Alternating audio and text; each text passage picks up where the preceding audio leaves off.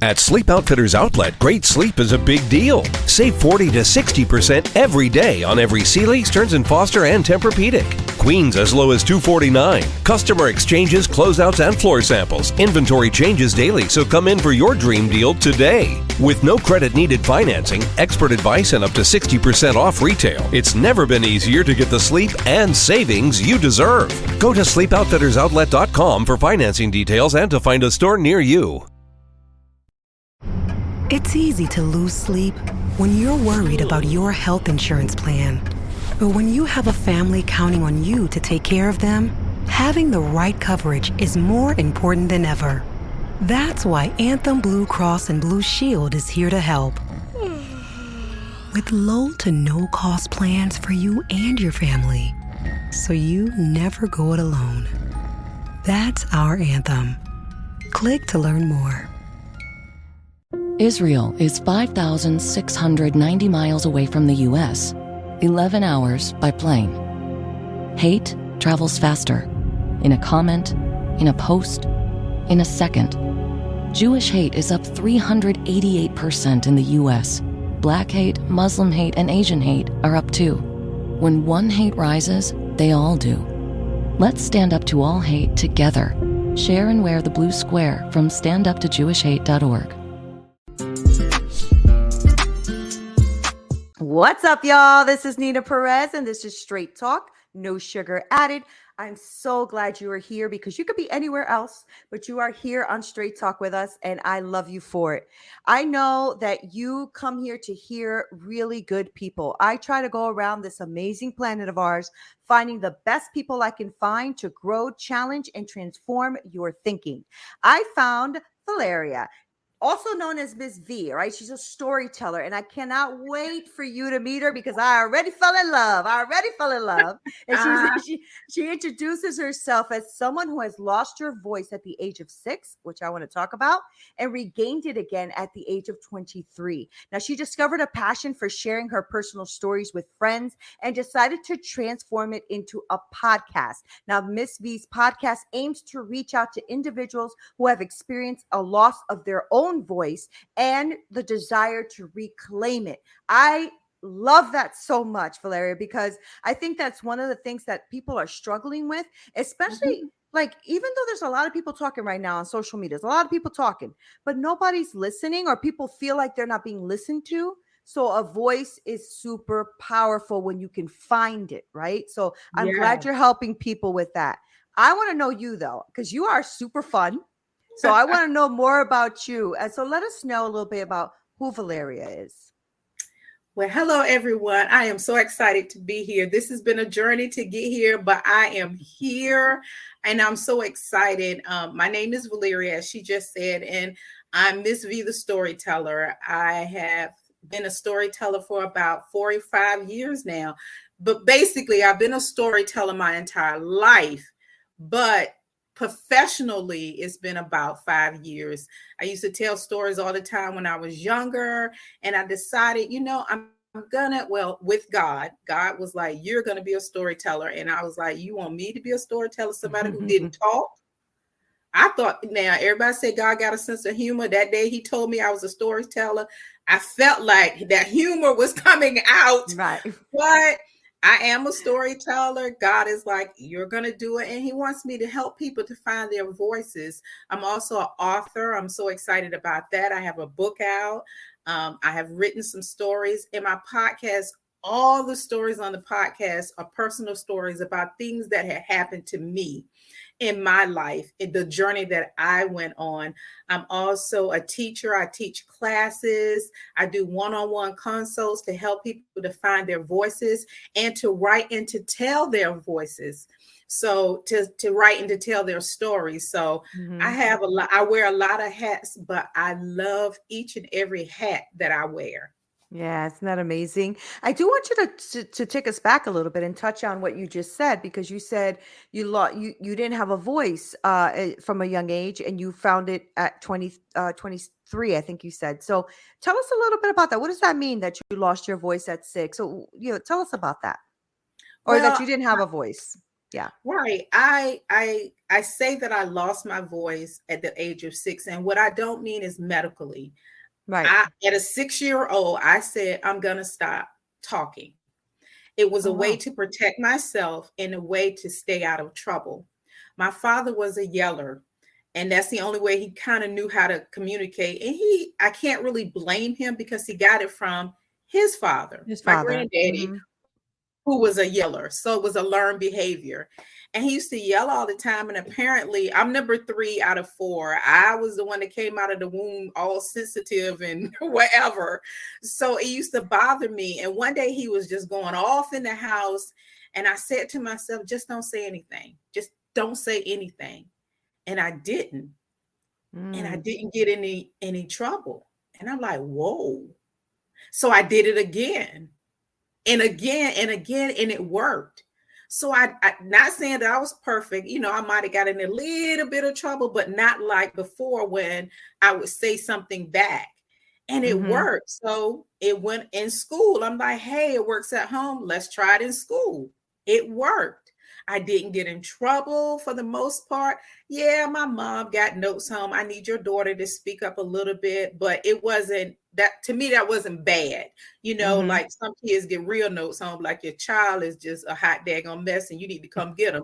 None of that happened to me, but I didn't talk. And then it went into middle school and it went into high school. And because I'm fluffy and I'm shy and I didn't talk, I got bullied. I got just, I mean, they were mean to me. When I say mean, I mean mean Mm. to me. Mm. And then I got physically bullied in high school because they knew I wasn't going to say anything. It's just like my siblings. They would blame me for stuff, but they knew I wasn't going to stand up for myself. And then my parents would believe them. So at home, there were side effects from not talking. In Mm-hmm. school, the side effects was, walking down the hall, somebody joking you, walk past you and just push you, call you names. But then when I got out of high school, I'm like, oh, it's going to be better. No, God darn, adults are just as mean as children sometimes.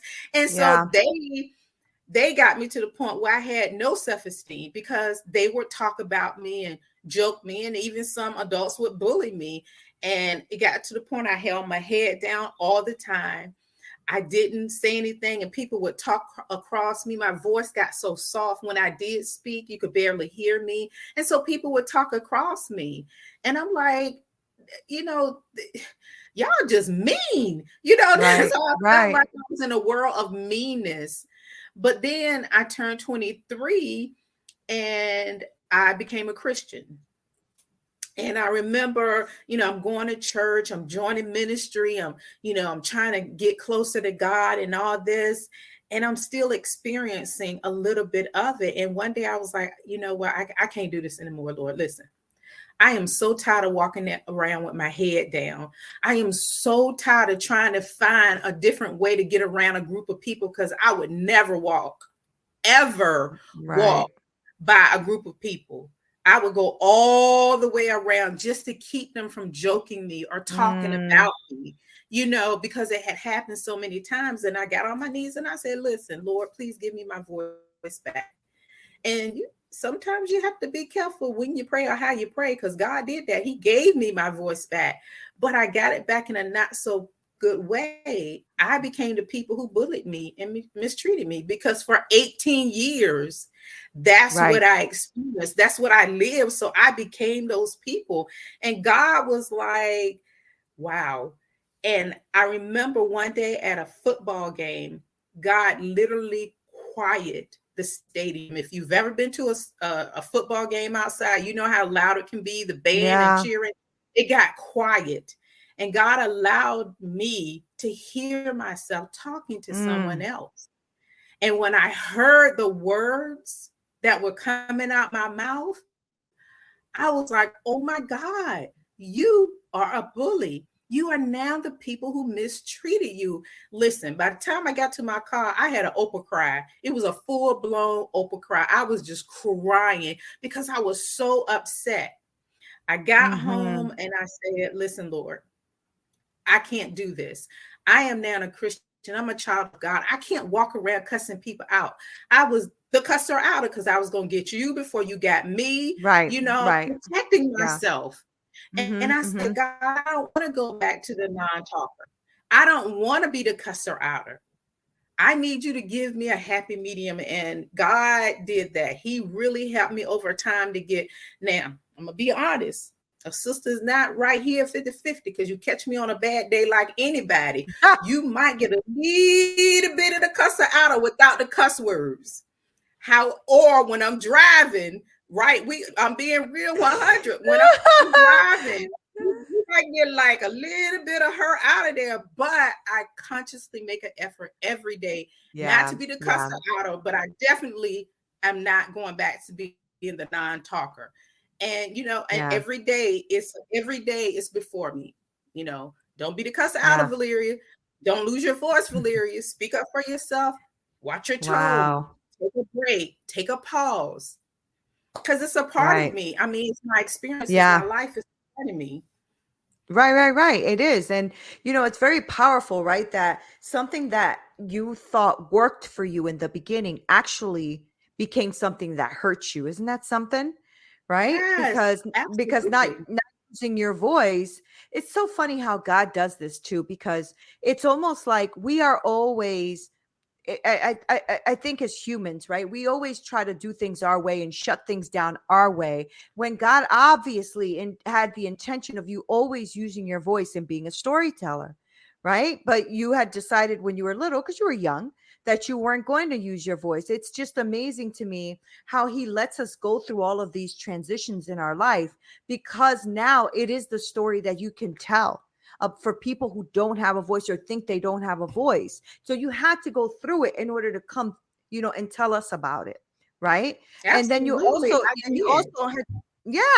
to go through that other extreme too of being the cursor outer, right? Because I love that God does this too, right? Because he'll put you to shame. If you need to be put to shame for you to correct yourself, he will put you to shame. And that's good. And it's good, right? It's like, the verse that says, spare the rod, spoil the child, right? And a lot of times it's because you have to be corrected in a way that you're going to remember. You're going to remember that. Okay. And that changes your behavior. So let me ask you this. When you started to get a little bit older, like when you said you started to get into middle school, people were starting to bully you, high school, people were starting to bully you. Did you at that point, were you like so already accustomed to not having a voice that you didn't see the correlation with not speaking and the bullying? How did you process that? Well, for me, I will say this: God was gracious in that, because he did send certain teachers that saw stuff in me and kind of pulled it out of me. And I kind of had a little bit of a safe haven with them. I could go to those teachers. That's good. And I remember each and every one of them, but I didn't put all of it together, because you have to remember, it wasn't just me not talking. It was also because I'm fluffy. And then I call fluffy. I don't use the FAT word because I think that's just mean. So I'm fluffy. Fluffy makes you smile. Anyway, and I'm fluffy, and I'm kind of shy. So it was a combination of those things, and I just in my mind, from the 6-year-old to the middle, to elementary, to middle school, it's like, just don't say anything, that way you won't make any trouble, and in the school, kids joke everybody all the time anyway. But mine was at a different level. And when I look back on it, I'm like, mine was just at a little bit more of a level, because the mean children sought me out because they knew I wasn't going to say anything. Right. I mean, there were other fluffy kids in school. Yeah. But some of them, they didn't bother with them because they were talking back, and they was like, you come on, I get you. But they knew I wouldn't say anything. Even with my bully, the physical bullying, he chose me in class because he knew that I wasn't going to say anything. And because that particular day, somebody possessed my body and made me say something. And that's when he physically put his hands on me, because he was shocked that I actually said something. And the class laughed and he got mad. So I felt like they just beeline me. They was like, oh, she don't talk, so I'm gonna get her, So Yeah. I think it was just a combination of all those things but I did not put it together. I think it was going into adulthood that I'm like, oh, wait a minute. That decision at 6, I think it's going along a little bit too long, but it was too late. I didn't know how to Mm-hmm. dig myself out of it. It Mm-hmm. was my life. And Right, right, right, right. I didn't have the mental capacity to, you know, and then me starting to say something, it was fearful that I was Right. going to get beat up, because the one time I did say something in high school, I got physically bullied. So it's like, oh, Right. Right. Yeah. Yeah. Yeah. I totally understand that. And that's a journey, isn't it? I do want to know though, being so quiet and everything, how at the age of 23 did you make a decision to become a Christian? What was that? What oh, pulled it you? was, well, I was raised in the church. Okay. I was Okay. raised in the church. And then my grandma, my godmother, and all of them, I used to go to church with them all the time. So I always had an awareness of God, but making the actual decision was at Mhm. 23, because I was Mhm. going to church, I was in Yeah. the church, but I didn't, accept God, accept Jesus. And so it was the beginning of a turning point. And Mhm. I really believe God, it was my godmother. I really believe God was like, okay, now it's time. I need Mhm. for her to start talking. And Mhm. then God put things in my way, in my face, because I'm like, I'm in church. I'm a Christian. People shouldn't be treating me like that. And I had to get to the point where I was fed up. Mhm. And Mhm. then I had to get on my knees and ask the Lord, because God is like, it's time now. Come on, waiting for me to ask, Right. because God gives us free will, Right. and if it was my will to continue to be quiet, then that's what it was, but God, like, no, no, no, no, no. The devil has taken her mouth long enough. I need her to start speaking, because she Mm. has a story to tell, and I need Mhm. her to open her mouth. And so Right. there I Right. was on my knees, I'm like, okay, I just, woo, when you get fed up and you get to the point where you say that's it, that's when you Yeah. make the biggest steps in your life. I'm so glad that you had that experience too, that God was able to say, you have a voice. It's time.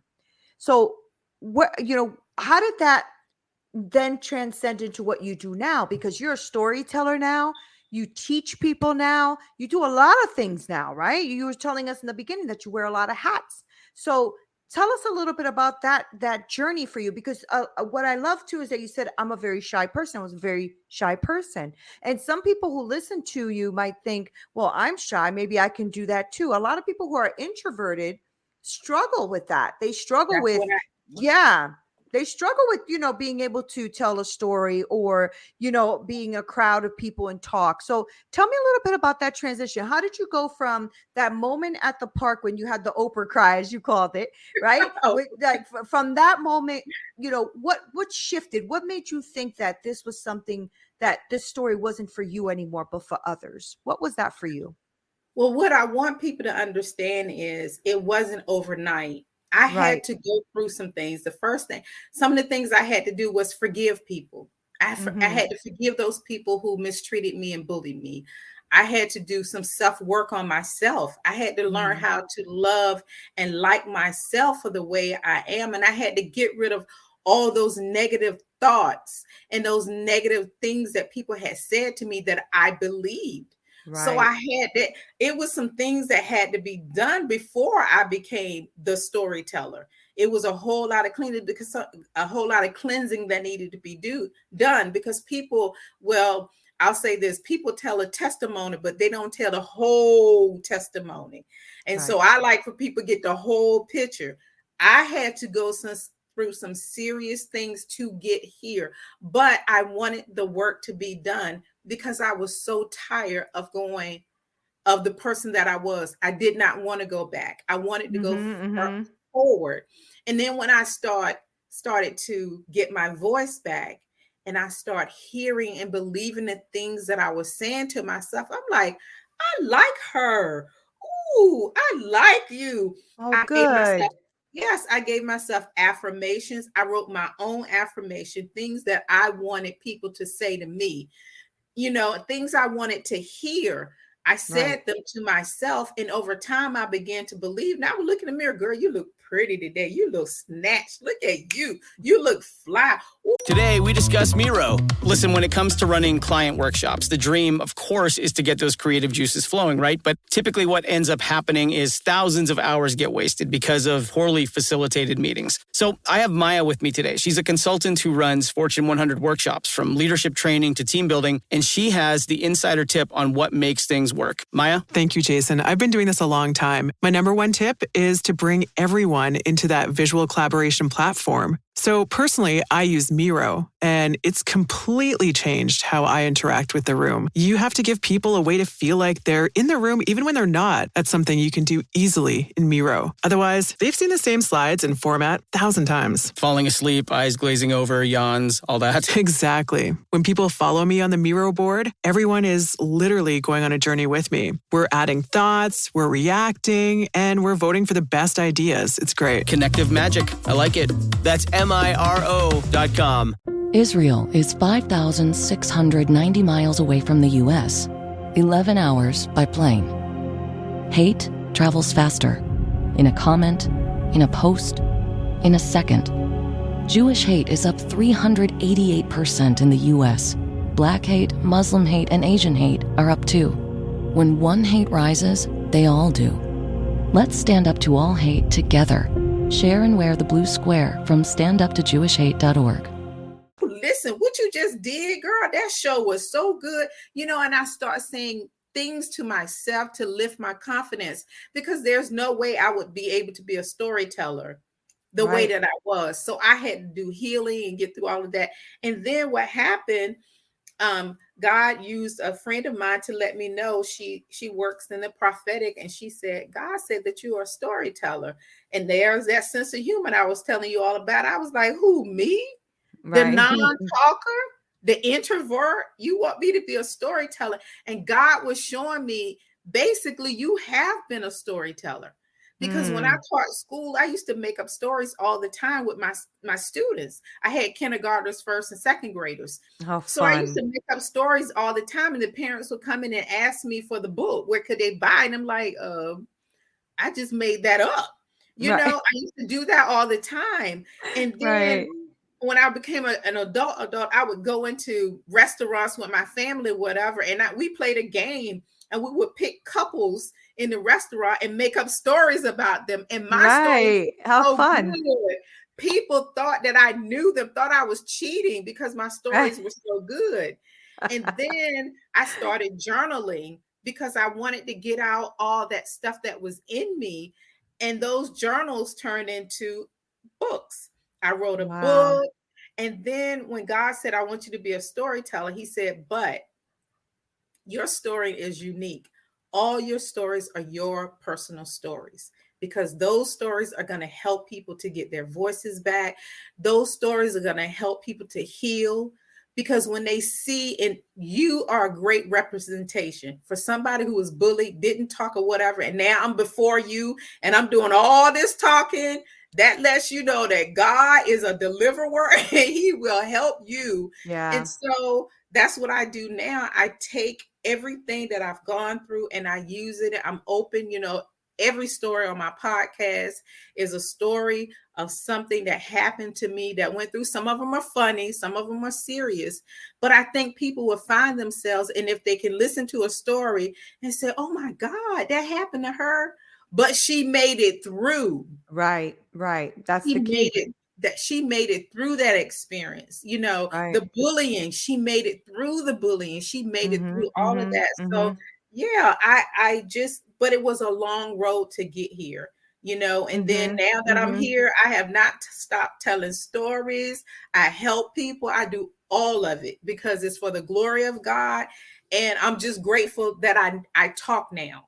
Right. So let me ask you a more personal question. Do you think that you would be the Valeria you are today, the amazing storyteller that you are, and funny? Guys, she is hilarious. You got to listen to her podcast. She's so funny. So do you think you would have experienced that or had that to the fulfillment that you do without God? No, absolutely not. Yeah, I feel the same about my journey.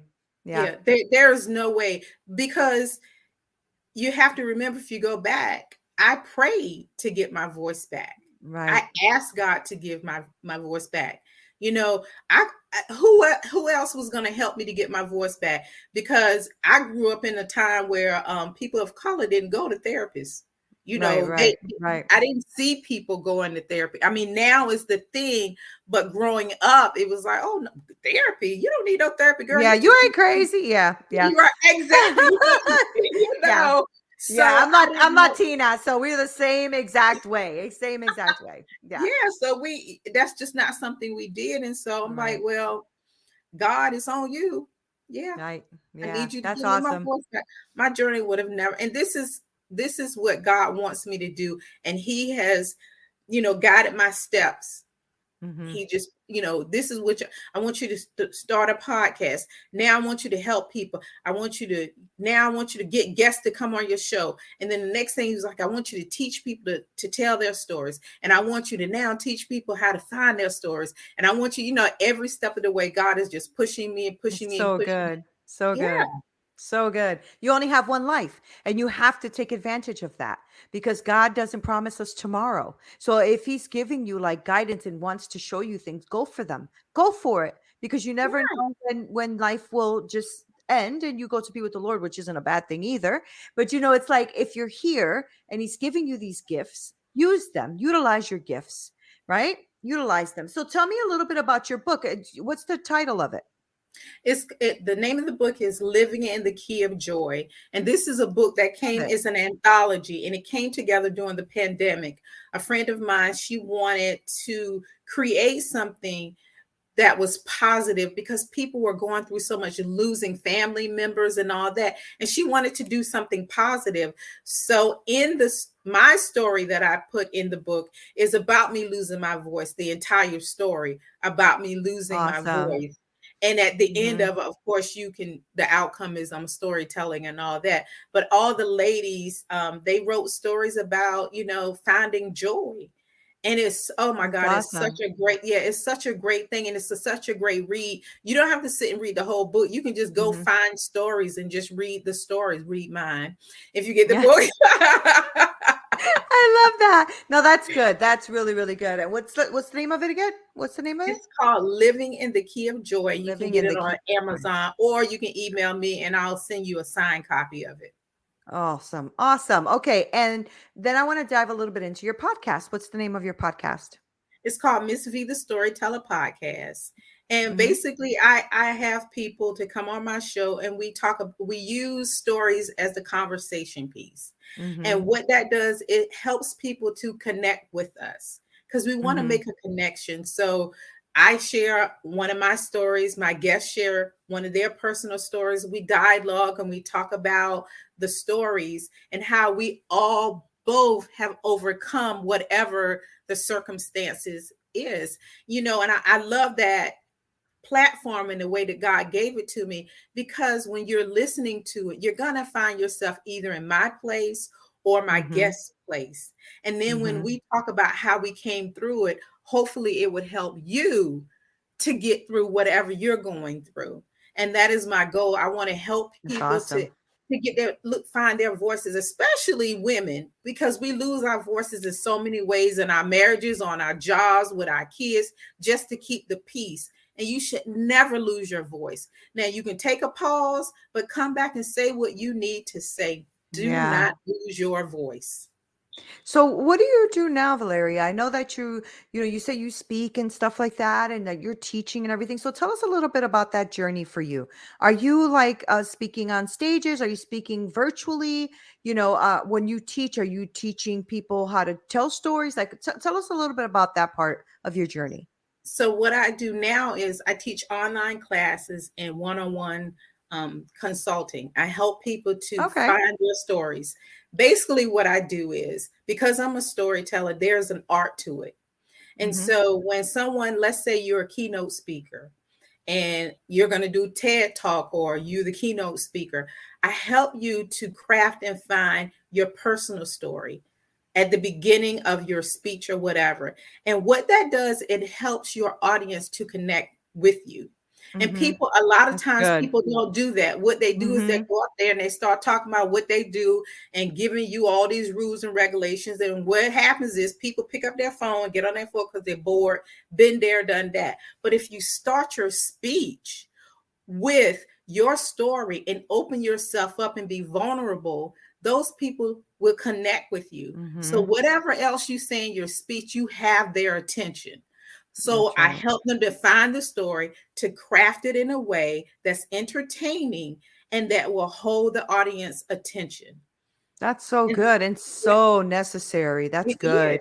Because the Mm-hmm. same old, and people want real now. If you look Mm-hmm. at reality Mm-hmm. TV and you look at all that, people are looking for real, authentic people, not the same, cookie cutter speeches and all that. One of my friends did it, and she was teaching a class, and the thing about it was, she said that after the class, the students were coming up to her because she made herself touchable. It brought Wow. her down from being a doctor, because she's a doctor. They brought it down to her to be on their same level, and they felt comfortable enough to come Yeah. to her and talk to her. Had she gone and did the same way, because she took my class, the same way that she had been, those students would have never come to her, because she was Right. surprised. She called me immediately. She was like, I can't believe the students were running up to me and asked me. I said, that's because you just made a connection and you made yourself on their level, and they felt Yeah. comfortable enough to come and talk to you. Right.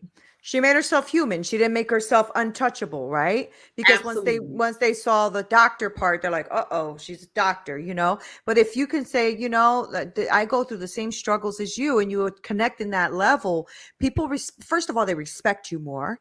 And secondly, like when they think of something that they're going through, they think of you because they think of the connection you now made, not just the speech you gave, but the connection you made. And that's so important. I think, and you know this, Valeria, because you're a storyteller and you teach people this. But I'm sure all of us have watched something where we did not connect with that speaker at all. At all. Like we just didn't connect. It just doesn't make any sense. We cannot connect. This is not personal. I don't know what's going on here. But when you connect with someone, you remember it. You remember the speech. You remember what Remember they the said. story. You remember, yes, it's true. The story, you're absolutely right. Because you won't remember like all of the statistics, but you'll remember the story if they put something behind it you can connect with 100%. Yes. I think good storytellers are amazing to have. And really, I love, those are the kind of like TED Talks I like Mhm. watching. Those are the kind of conversations I like because you connect with people in a deeper way. So tell me a little bit Yes. about how somebody goes about working with you then, because if you're teaching this amazing technique, because not everybody has this. I took storytelling classes and stuff in college. And I learned a lot and I didn't even know. Right. So, how did somebody work with you? Like, do they go on your website? Is there, So how do they they, yeah. they can go to my website, is missvthestoryteller.godaddysites.com, and they can connect with me there, or they can just email me, and I will set up a Zoom call with them to see what their needs are, because there are some people that need one-on-one. Yeah. And I know that they don't have time to wait for a class. But then there's some people that can be in a classroom setting and can get everything they need and they're fine with it. But then they're one-on-one clients. So what I do is I figure out where you fit. And each month I have a class. And during the month, I have one-on-one clients where I set up like an hour a week. I give you homework. We come back, we talk about it. Oh, I give good. you some more tidbits and everything for it, and then we come back for however long. Now the thing about it is, it's not just for public speaking. It's for if you're on a podcast. It's for if you are teaching a class, anywhere where you have to be in front of a group of people. You need to tell your story. Even on your website, you need to Mm-hmm, have your mm-hmm, story up there, because that is mm-hmm. a potential to grab someone. And even when you're doing one-on-one client, you're trying to get a client into your business, when you sit down and tell them about yourself and you tell them your story, right there you have an instant connection, because your people that they're in the same field as you, they could have Mm-hmm. gone down the street to someone and all that person is told them, well, this is what I can do to you, and give you a sales thing. But when you come to me and I'm telling you my story first, to how I became who I am, right there I have you. And I Right, built right, trust between you because I'm vulnerable. I'm right. opening myself up to you. And now you can trust that whatever my services is, that I'm going to do the best for you. And I got Mm-hmm, you. mm-hmm, You know, that person mm-hmm. down the street, you lost them because you didn't tell your story. So that is a tool you need to use. It really is. And you know what? There's a technique to it too. It's not It just is. telling a story because you can overtell, you can oversay things where people are just now disconnected, right? Or you can tell it in a way where you don't even seem authentic. So there's different ways and there's techniques to this. So I'm glad you're teaching people that because I don't want people to think, oh, I could just tell my story. That's not how this works. It is Like there, not. right, It right. is There's a not because way to do it. it Mhm. is. And then people sometimes they ramble and they get all it's like get to the Exactly. point, you Exactly. know, and people, you're only going to have a certain amount of time to grab them or you're going Right. to lose them. And I teach you to do that, how to grab them, how to tell a story in an entertaining way that would keep them Right. off of their cell phones or from getting up to go to the bathroom. Right. Right. Well, you know what, Valeria? I thank you so much for being on Straight Talk because I think these are techniques that really people can use. I know that my audience is mainly like leaders and entrepreneurs. So this is definitely something they should be looking into, especially even in leaders. Like you said, when you're in front of a group of people, if you start to connect with your teams in a way where it's personal, Yes. they're gonna respect you and they're gonna feel like they connect with you. So now you can drive your vision, whatever that vision is that you're going for as a leader or an entrepreneur. If you can connect with people, they will follow you. They will follow you because they know now, oh, this person is so real. I know what she wants to do and I know how to connect with her. That's how I connect with my team. That's why my team will follow me anywhere. Right? Why? Yeah. Because I lead them authentically and they know me for real, you know? So that's a beautiful thing. I'm so glad you're doing that. And I'm glad we finally connected. There's been a couple of Yes. like changes and stuff, but I really appreciate you. Oh, one more thing before I let you go. I know you have a class coming up. Can you just let us know when that class is and stuff for the people? Okay, perfect. The class is this coming Thursday, which is May 25th. It's from 7 to 8, and it's my online class. And for the first 5 people, well, now the first 3 people that sign up, I've had some other people that sign up for the class. You would get a one-on-one session for free. Your freebie is you'll get a one-on-one session with me after the class, or we set up the Zoom and I sit Mhm. down and I help you with whatever you started to help you to craft your story. So it's Right. going to be from about an hour, depending on how many students it is. It may take a little bit more than an hour, but it is so much fun. I'm telling you, I've done this class and everybody that's taken this class, they're like, oh my God, it is so much more to Yeah. storytelling than just reading a book or just telling. It's so Yeah, much more. So for please, if sure. you're out there and you have a business, you need this class, or if you want one-on-one counseling, I am more than well, not counseling, one-on-one, Coaching. coaching. Coaching. I'm more Yeah. than happy to help you with it. Perfect. And you said you do these like once a month, you try to Zoom, do them. yes, it's via Yeah. Zoom. Yeah. Mhm. Perfect. Well, thank you so much for being here. And thank you for being so much fun and for being authentic and real. Because I think, when you can connect with people in a real way and show people, you know what, not having a voice and being shy and all of that is not your demise. You can get out of this. You know what I mean? You can Yes. move forward. So thank you so much, Valeria. You were so much fun. I appreciate you being on Straight Talk. Oh, thank you so much for having me. And I thoroughly enjoyed myself, and I'm glad we were able to connect. So Me thank you. too. Me too. Thank you so much. And guys, you heard her, right? Isn't she amazing? I told you you'd love her. I'm going to make sure to link all of her information below. I'm going to post this immediately so that you guys can jump onto her, coaching that she's doing next Thursday. I don't want you to miss that. Hey guys, thank you so much for listening. You are the best. Okay. I have the best podcasting community ever. I really do. And I appreciate you guys being on here. Make sure you go on to winject.com/register, WINJECT. storyteller.com/register and register for my free community, because I want to be really connected with you, and I want us to brainstorm and be with each other and connect in a deeper way. If you are looking for coaching, please make sure that you also email me at hello@straighttalknosugaradded.com. I work with women and I help them develop that business that they are envisioning in their hearts so that they can win. Thank you guys so much for being here. Love you, love you, love you. This is Neena Perez, Straight Talk, No Sugar Added. Until next time.